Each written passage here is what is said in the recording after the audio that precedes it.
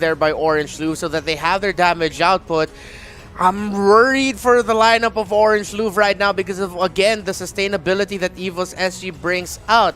They can play this just like how they played the lineup that they had with Jawhead. Look for the pickoffs early, take control of the early game, and I feel like that scales a little bit better compared to the lineup that they have earlier with the presence of the Alice around. And because of the healing and the damage that the Ruby can bring out, can pose a problem into the late game as well. Now, EVOS SG, in principle, are running a lineup that's pretty similar to what they wanted to achieve in game number 1, except this time scales better into the mid to late. Orange Louvre, on the other hand, though, it could be a whole different story, a whole different playstyle. I did mention that they could be playing mirror in terms of trying to go for split pushes, but it seems like it's a mirror but for skirmish and team fights. Yeah, just for skirmish and team fights. And again, just like what Midnight said earlier on the analyst desk, it's all about who can scale well into the late game.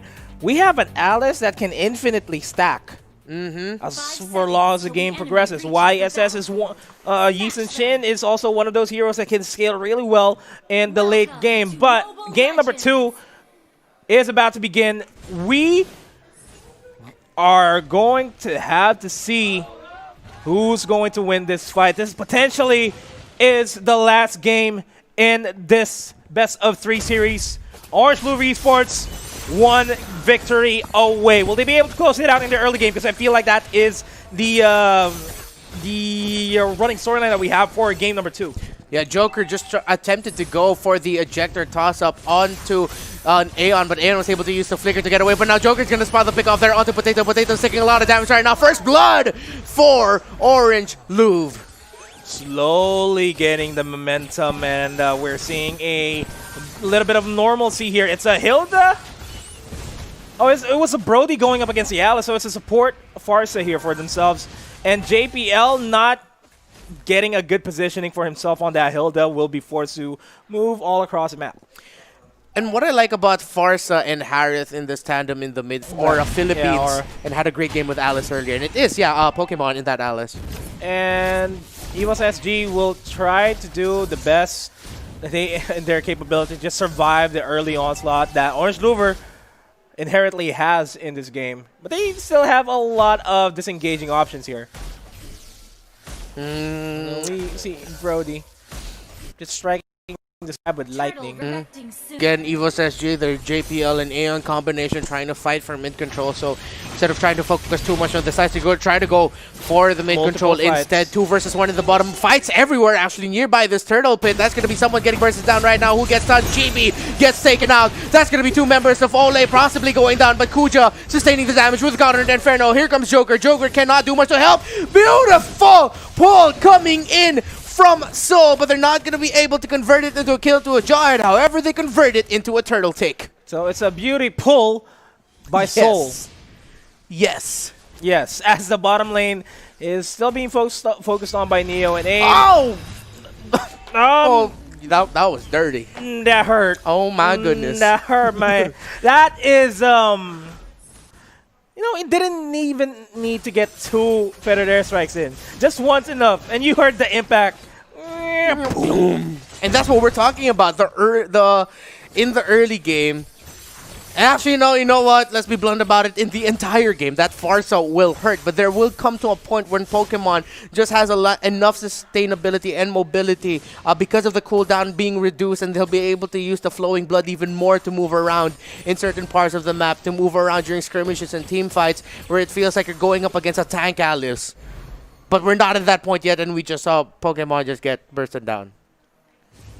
Yeah, that was an immediate erasure from him there, but Pokemon still can survive a long time here. For you just using the ultimate just to clear out this wave faster and faster. We are seeing a little bit of a contingency plan here for EVOS and over in Louvre Esports near Pokemon. The Turtle Pit. They want to secure this 2 consecutive crowd controls onto Joker, not something that you want to happen. Pokemon in the backlines, focusing on Neo. AIM goes for the feathered airstrike, and they are trading it out. It is a 1-4-3 trade over at the bottom lane, and this is a turtle take. Ooh, sidestepping that Abyssal Arrow and that Mountain Shocker. 20 seconds until that turtle spawns. No doubt, but I feel like Orange Louvre might be able to come back here. What it is, though, is definitely a first-tier tower take into the bottom lane. So side lane towers are down, meaning that Ole are going to be focusing on holding down that mid tower, sort of like what was happening in the first day, where we saw multiple teams try to hold down that mid lane tower to give room and to give an opportunity and space for their marksman in a double core setup to farm. This is going to be the next big thing for Orange Louvre. How long can they hold down mid? Calamity Reaper being picked up by Chibi on that Harris. That turtle, the second turtle secured by EVOS, would really start to amount to something. Already a 3,000 gold lead here for EVOS SG. Eyeing out this mid lane turret. They want to start pushing this here. And Ruby and Thumbs, yeah, just doing their job and cutting both ways from the top lane as they're getting cut into pieces. This is the last resort of Orange Louvre Esports. 1-for-1 trade so far, making a 2-for-1 because they managed to secure the kill onto Pokemon and to JPL. Mid lane turret still standing strong. Kuja wants to stop these guys from even chipping away any more health from this mid lane turret. It's not that late into the game. We're not even 8 minutes in, and Potato is already hitting like a truck filled with potatoes right now. 1-1 and 6, and it just goes to show that Orange Louvre now have to start looking out for Potato on that Isan Shin. But the problem is there's just so much dive, so much bodies being thrown to the back line of Orange Louvre that Joker actually has to spend time looking out for peels instead of actually trying to bring Potato closer into the fight. Joker has to spend so much time trying to protect the back line, but Chibi and Kuja as well now spotting out. So that's going to be 3 versus 2. Nice Aeon, nice arrow indeed by that Selena. Aeon potentially saving Soul's life. Yeah, Ooh. that was a big save on Aeon's slide. Here comes the better airstrike onto the Soul. Forced back. Reacted with a Mountain Shocker as well. And there is a full disengage. Again, Orange Louvre Esports just wants to try to survive as much as they can. Try to end this as fast as they can. EVOS SG, though, they can survive pretty much. Pokemon in position at the bottom lane. Kuja low on HP. Feathered airstrike once again just to deter EVOS SG from even thinking about taking down Kuja. And now this is Isan Shin that actually, with all that damage being thrown out earlier by Potato, he didn't have Blade of Despair just yet. He just picked it up. Pokemon coming in with the Blood Off. The stun is there. Joker taking a lot of damage. Is he going to be able to get away? No, he doesn't. Zaman Force committed. It's going to be a fight into the bottom lane as Farsa takes out the counterpart in Alice. But Tom's defending the top side. Cannot give any more in that fight. That's going to be a reset. As I was saying, Potato now already sitting with a Raptor Machete and a Blade of Despair, but JPL coming in with a burst damage. Kuja might get taken out here, but Aim using the Feathered Airstrike to help Kuja trying to get away right now. Soul diving straight into the back line there. Here comes the Ruby. Zaman Force. Chibi trying to dance, but Chibi barely doing anything damage. Any damage. Potato hurts like a truck. Again, still Joker. The space provided. Only Kuja goes down in that fight. Oh my, oh my. Ole trying what they can to survive from the onslaught that EVOS SG has. The Abyssal Arrow connects. Joker's gonna survive that. Turtle solo secured by Potato. That's the 3rd turtle in a row for EVOS SG. But let's not discount the fact that this was the same scenario that happened during game number 1. And again, the problem here for Orange Louvre is that Joker is spending way too much time trying to peel off or having to use his second ejector if he's not gonna, after using the ejector to initiate at the beginning to get a better target for Orange Louvre. He'll have to commit the rest of his ejectors to try to keep members away from Orange Louvre, because again, the problem is, yes, Orange Louvre at one point is going to be able to deal so much damage that while EVOS is trying to get close to Orange, they're just going to get bursted down or kited around. But we're not at that point yet. EVOS SG are just happy with throwing bodies. The biggest problem right now for Orange Louvre is to not overcommit on Pokemon who just picked up the Winter Truncheon. Oh, Joker. Oh, does not want to shake that push. JPL diving in. Pokemon. Look at the damage output in the backline. Pokemon with the Winter Truncheon and the ultimate beam popped up. It races 2 at the same time. JPL gets ejected, but at what cost? He's paying for his life there, and Joker is going to go down. Triple kill. Left alone.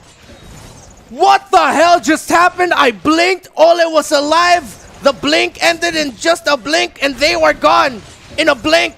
A lot of blinks, but blink a lot in your area. Yes, exactly. But now Orange are not in their area right now. It's EVOS SG in their area. EVOS, can they actually end it here at Potato? Pops the immortality. Nope, no immortality just yet. Killing spree for the Ruby. EVOS SG looking to break all the towers here of Orange. And now the end might just be near.